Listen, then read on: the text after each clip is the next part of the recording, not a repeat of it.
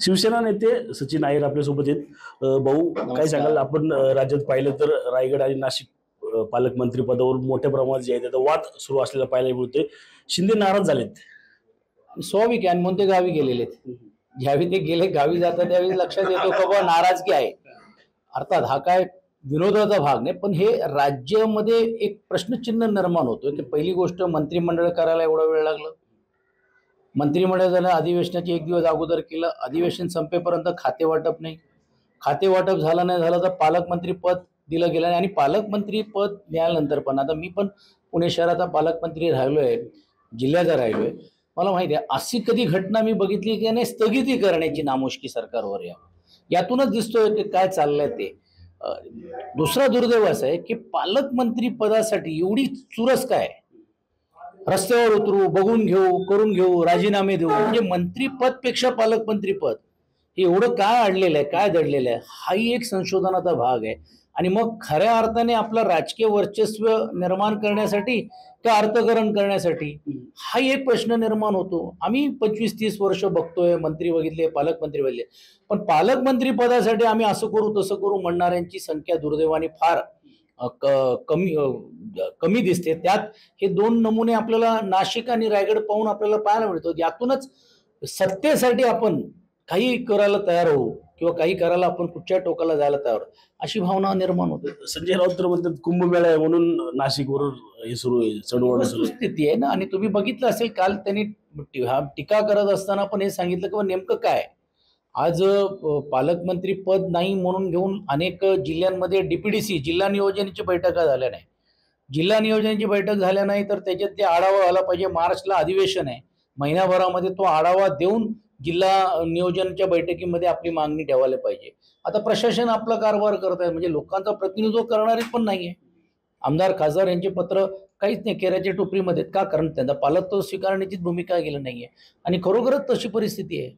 भाऊ, काल एकनाथ पवार म्हणून जे आहेत ते तुमचे पक्षाचे आहेत त्यांनी राजीनामा दिले. वेगळे आरोप त्यांनी केले. हे असं आहे की ज्यावेळी पक्षामध्ये तुम्ही काही नव्हता, पक्षाने तुम्हाला घेतलं, तुम्हाला उमेदवारी दिली, तुम्ही चांगली लढत जरी लढली असेल तरी देखील ती उमेदवारी मिळाली. म्हणूनच जोपर्यंत उमेदवार होता, उमेदवारी मिळाली तोपर्यंत तुम्ही सर्व नेते चांगले होते. मग जर नेते खरं होते तुम्हाला कोणी थांबवलं होतं का नाही, तुम्ही त्यावेळी सांगितलं का नाही, पक्ष नेतृत्वाकडे दिलं. मला असं वाटते असं संकुचित विचार करून करणं हे योग्य नाहीये. अशा प्रकारे आरोप टीका आरोप करणं हे नाही. ते माझे चांगले सहकारी आहेत. आताही दरम्यानच्या काळावेळी ज्यावेळी मी भेटले मी त्यांना हा सल्ला दिला की थोडा धीर ठेवा, कारण आपल्याला एवढ्या वर्षात नंतर तुम्हाला आमदारकीचं एक व्यासपीठ पक्षाने दिलेलं आहे, असं होऊन होणार नाही. पण मला वाटतं टीका कोणावर आरोप करणं आणि अशा लोकांचा त्याचा काही संबंध पण नाही.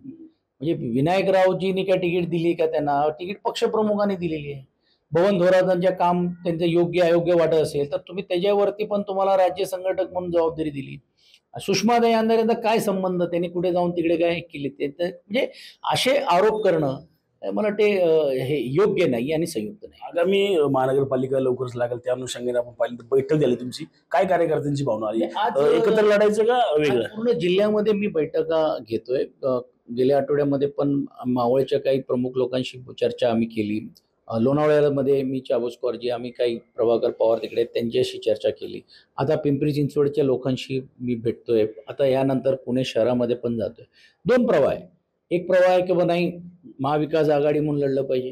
दुसरा प्रवाह आहे की महाविकास आघाडीतले ज्या नेते ज्यांच्यावर लढायचं आहे ते आघाडीमध्ये राहणार आहेत की नाही राहणार आहेत हा प्रश्न आहे. आणि म्हणून या बाबतीतला जो उचित निर्णय आहे तो निश्चितपणे पक्षप्रमुख आदरणीय उद्धव बाळासाहेब ठाकरे साहेब घेतील. आणि 23 तारखेला आपली भूमिका पक्षाची जाहीर केली जाईल. ही जाहीर करत असताना 27 तारखेला पण काही संघटनात्मक बदल आम्हाला करायचे आहे जिल्ह्यामध्ये. काही लोक ज्यांनी चांगलं काम केलं तर त्यांना पुढे मोठी जबाबदारी द्यायला पाहिजे.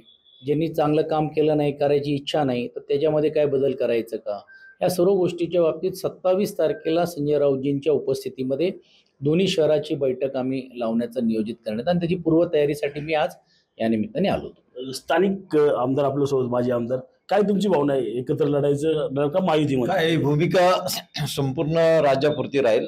माननीय उद्धव साहेब जी भूमिका घेतील, आमची तर मागणी राहणारच आहे महाविकास आघाडीच्या माध्यमातून इलेक्शन लढावं, परंतु उद्धव साहेब जे निर्णय घेतील तो आम्ही मान्य करू. रणजित जाधव, TV9 मराठी, पिंपरी चिंचवड.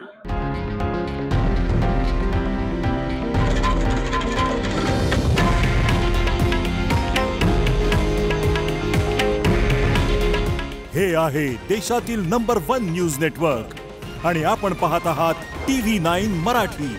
काळजी तुमची, हित महाराष्ट्राचं.